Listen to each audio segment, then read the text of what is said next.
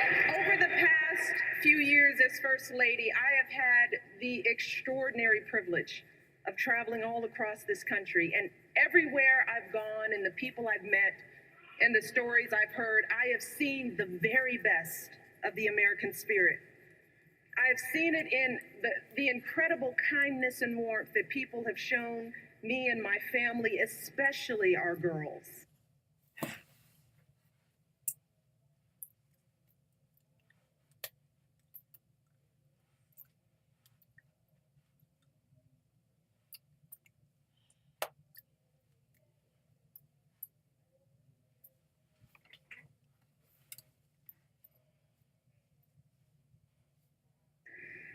I've seen it in teachers in a near bankrupt school district who vowed to keep teaching without pay.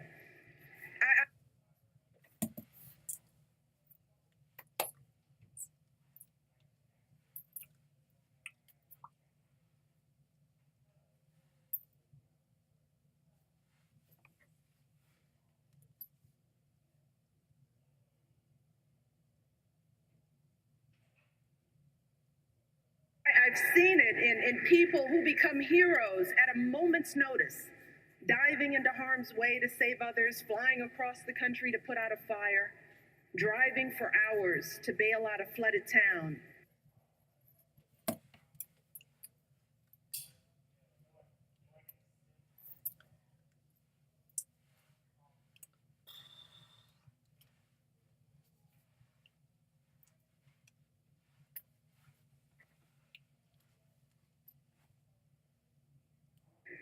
And I've seen it in our men and women in uniform and our proud military families.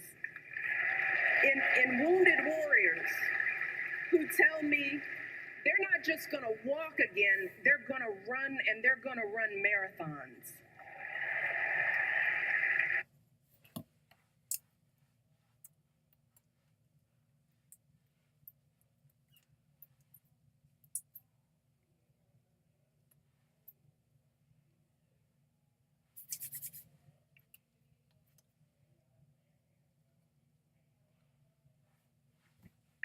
In the young man blinded by a bomb in Afghanistan who said simply, I'd give my eyes 100 times again to have the chance to do what I have done and what I can still do.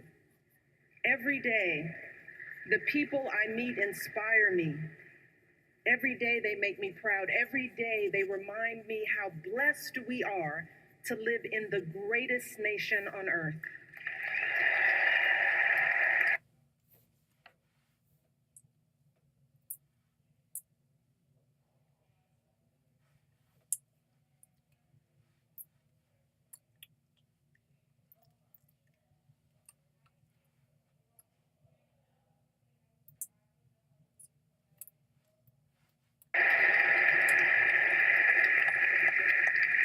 Serving as your First Lady is an honor and a privilege. But back when we first came together 4 years ago, I still had some concerns about this journey we'd begun. While I believed deeply in my husband's vision for this country, and I was certain he would make an extraordinary president, like any mother, I was worried about what it would mean for our girls if he got that chance.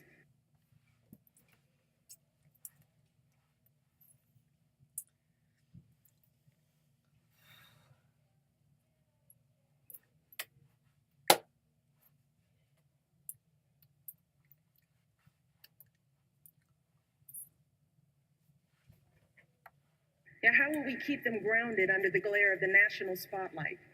How would they feel being uprooted from their school, their friends, and the only home they'd ever known? See, our life before moving to Washington was filled with simple joys.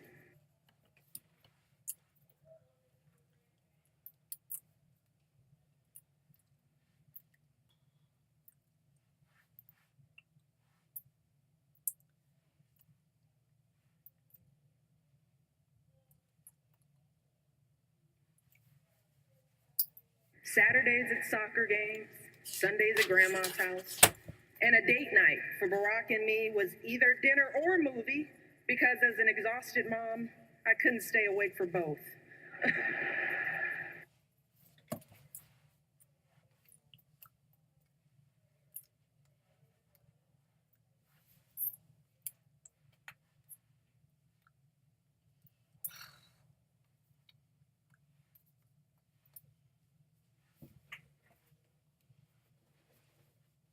And the truth is, I loved the life we had built for our girls. And I deeply loved the man I had built that life with. And I didn't want that to change if he became president.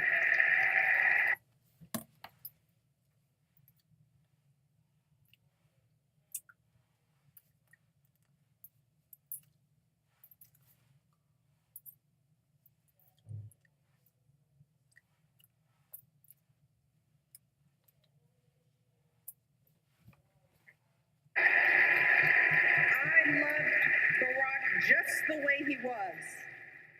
You see, even back then, when Barack was a senator and a presidential candidate, to me, he was still the guy who picked me up for our dates in a car that was so rusted out.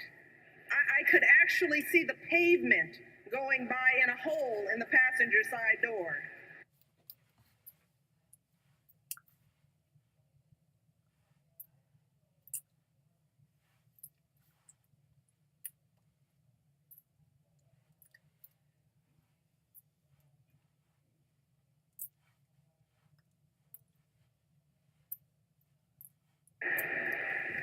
He was the guy whose proudest possession was a coffee table he found in a dumpster, and whose only pair of decent shoes was a half size too small.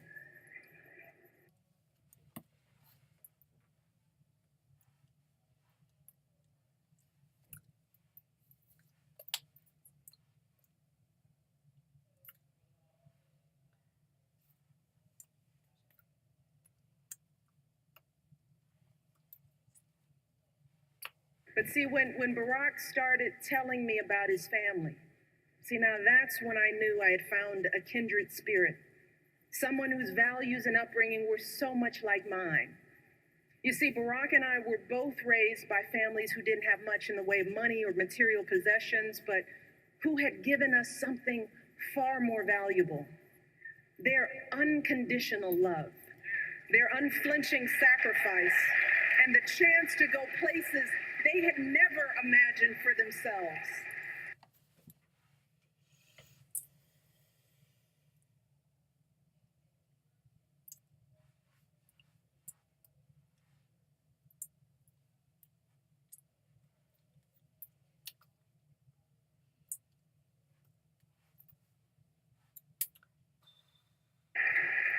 My father was a pump operator at the city water plant, and he was diagnosed with multiple sclerosis when my brother and I were young.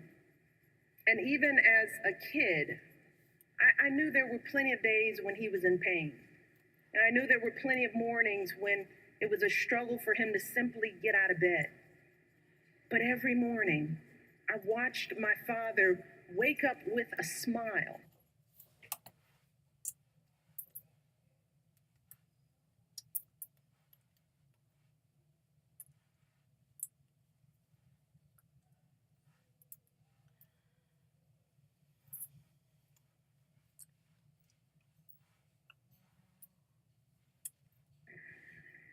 Grab his walker, prop himself up against the bathroom sink, and slowly shave and button his uniform.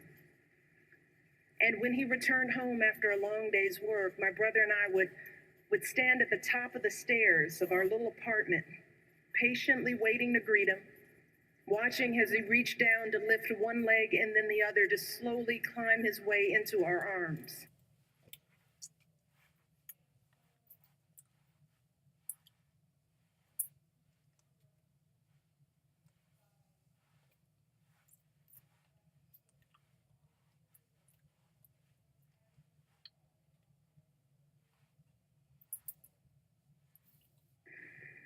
But despite these challenges, my dad hardly ever missed a day of work.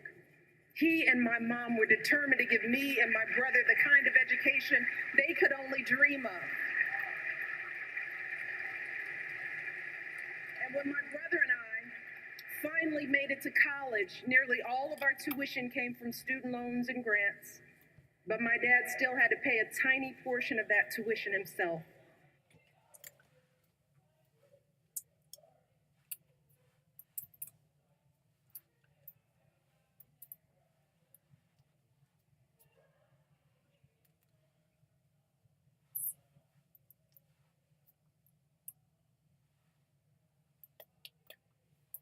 And every semester, he was determined to pay that bill right on time, even taking out loans when he fell short. He was so proud to be sending his kids to college, and he made sure we never missed a registration deadline because his check was late.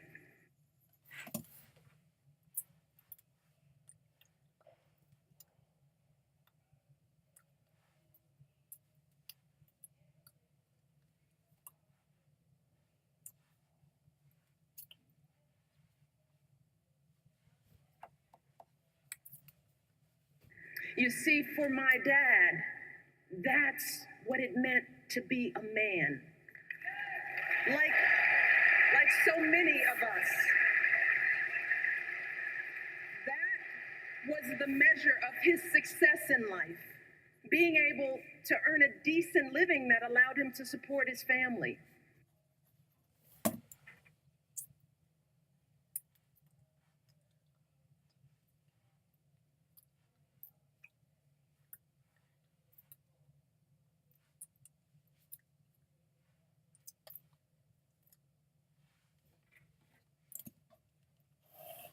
And as I got to know Barack, I realized that even though he had grown up all the way across the country, he'd been brought up just like me.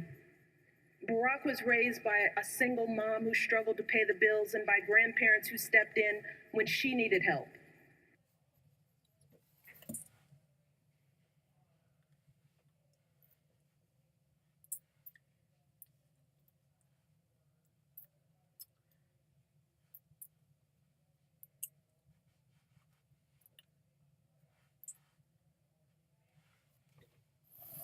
Barack's grandmother started out as a secretary at a community bank, and she moved quickly up the ranks, but like so many women, she hit a glass ceiling.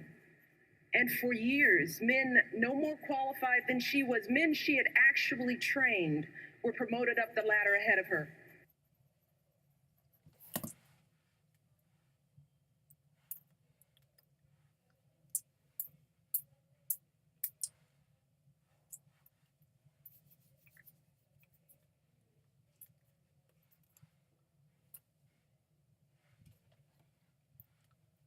Earning more and more money while Barack's family continued to scrape by.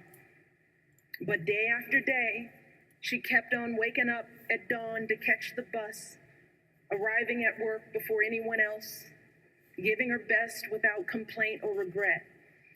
And she would often tell Barack, so long as you kids do well, Bear, that's all that really matters.